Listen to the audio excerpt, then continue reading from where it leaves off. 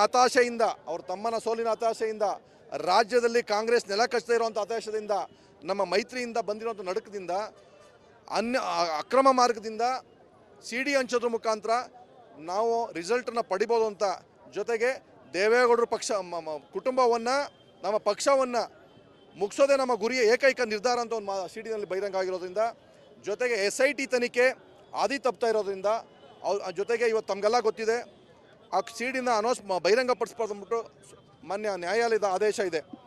ಆದರೂ ಸಹ ಕಾನೂನು ಸುವ್ಯವಸ್ಥೆ ಕಾಪಾಡಬೇಕಂತವರು, ಕಾನೂನು ಅರಿವಿರುವಂಥವ್ರು, ರಾಜ್ಯದ ಉಪಮುಖ್ಯಮಂತ್ರಿಯಾಗಿ ಜಲಸಂಪನ್ಮೂಲ ಸಚಿವರಾಗಿ ಕೆಲಸ ಮಾಡಿರೋರು, ಹಿಂದೆನೂ ಸಹ ಸಚಿವರಾಗಿ ಕೆಲಸ ಮಾಡಿರುವಂಥವ್ರು CD ತರಿಸ್ಕೊಂಡು ಪೆನ್ಡ್ರೈವ್ ಮುಖಾಂತರ ಅಕ್ರಮ ಮಾರ್ಗಗಳ ಮುಖಾಂತರ ಹಂಚಿ ಪಿತೂರಿಗೆ ಸಿಕ್ಕಿಸಿ ನಡೆದಿರೋ ಗೊತ್ತಿಲ್ಲ, ಒಂದು ವೇಳೆ ನಡೆದ ಸಂಬಂಧಪಟ್ಟ ತನಿಖೆ ಆಗಲಿ ರುಜುವಾತಾದರೆ ವಿರುದ್ಧ ಕ್ರಮ ಆಗಲಿ ಮಾಡ್ತಾ ಇರೋದ್ರಿಂದ ಅವ್ರ ವಿರುದ್ಧ ಪ್ರತಿಭಟನೆ ಮಾಡ್ತಾ ಇದ್ದೀವಿ. ಶಿವರಾಮೇಗೌಡ ಮಾತಾಡ್ತಾನೆ, ರಾಜ್ಯವನ್ನು ನಮ್ಮ ರಾಜ್ಯದ ಮುಖ್ಯಮಂತ್ರಿಯನ್ನು, ಸರ್ಕಾರವನ್ನು, ಉಪಮುಖ್ಯಮಂತ್ರಿಯನ್ನು ಇಕ್ಕಟ್ಟಿಗೆ ಸಿಲಿಸಬಾರ್ದು ನೀವು ದೇವರಾಜೇಗೌಡರೆ ಅಂತ ಹೇಳ್ತಾರೆ.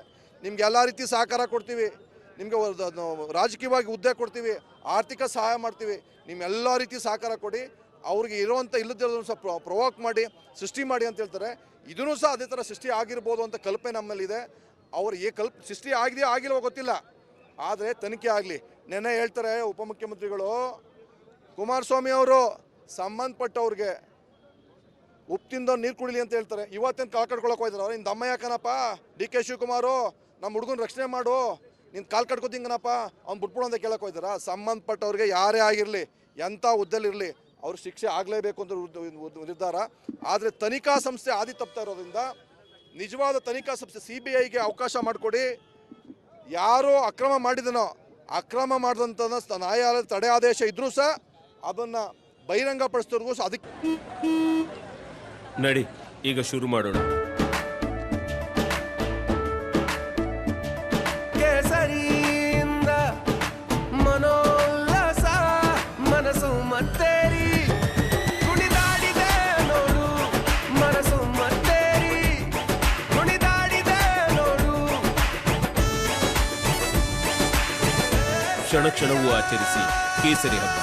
ವಿಮಲ್ ಬಾಯಲ್ಲಿ ಹೇಳಿ ಕೇಸರಿ. ಗಿಂತ ಘೋರವಾದ ಅಪರಾಧ ನಮ್ಮ ರಾಜ್ಯದ ಹೆಣ್ಣು ಮಕ್ಕಳ ಮಾನ ಮತ್ತು ಪ್ರಾಣವನ್ನು ಹರಣ ಮಾಡ್ತಾ ಇರುವಂಥ ಸಂಬಂಧಪಟ್ಟ DK ಶಿವಕುಮಾರ್ ಅವ್ರ ವಿರುದ್ಧನೂ ಸಹ ತನಿಖೆ ಆಗಬೇಕು, CBIಗೆ ಒಪ್ಪಿಸಬೇಕು. ಇದು ರಾಜ್ಯ ಸರ್ಕಾರದ SIT ಸಂಸ್ಥೆ ರಾಜ್ಯ ಸರ್ಕಾರದ ಮುಖ್ಯಮಂತ್ರಿ ಮತ್ತು ಉಪಮುಖ್ಯಮಂತ್ರಿ ಮತ್ತು ಹೋಮ್ ಮಿನಿಸ್ಟರ್ ಅಂಡರಲ್ಲಿರೋದ್ರಿಂದ ಆ ತನಿಖಾ ಸಂಸ್ಥೆಯನ್ನು ಬದಲಾಯಿಸಿ CBIಗೆ ಒಪ್ಪಿಸಬೇಕು.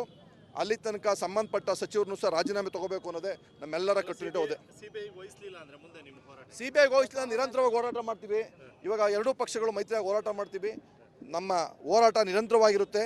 ಜೊತೆಗೆ CBIಗೆ ಒಪ್ಪಿಸ್ಲಿಲ್ಲ ಅಂತಂದರೆ ಅವರು ಕಳ್ಳರು ಅಂತ ಅರ್ಥ.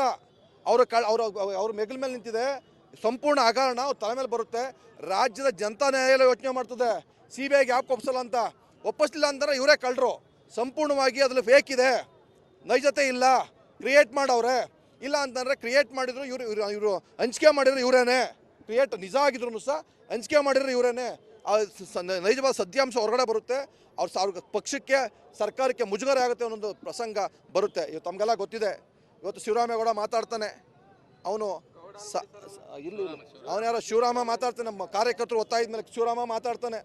ಆ ಶಿವರಾಮಂಗೆ ಇವತ್ತಿನ ಪರಿಸ್ಥಿತಿನಲ್ಲಿ ಒಂದು ರಾಷ್ಟ್ರೀಯ ಪಕ್ಷದಿಂದ ಅಭ್ಯರ್ಥಿ ಮಾಡಿದ್ರು ಅಂತ ರಾಷ್ಟ್ರೀಯ ಪಕ್ಷಕ್ಕೆ ಮೋಸ ಮಾಡ್ದ. ಇವತ್ತು ಒಂದು ಸಿನಿಮಾ ಡೈಲಾಗು, ಕಾಶಿನಾಥ್ ಅಮ್ಮ ನಾನು ಪೇಲಾದೆ ಅಮೇರಿಕ ಪಾಲಾದೆ, ಇವಂದು ಅಷ್ಟೇ, ಅಪ್ಪ ನಾನು ಸೇಲಾದೆ ಕಾಂಗ್ರೆಸ್ ಪಾಲಾದೆ ಅನ್ನೋ ಒಂದು ವಾಕ್ಯಕ್ಕೆ ಅವ್ನು ಬರ್ತಾನೆ.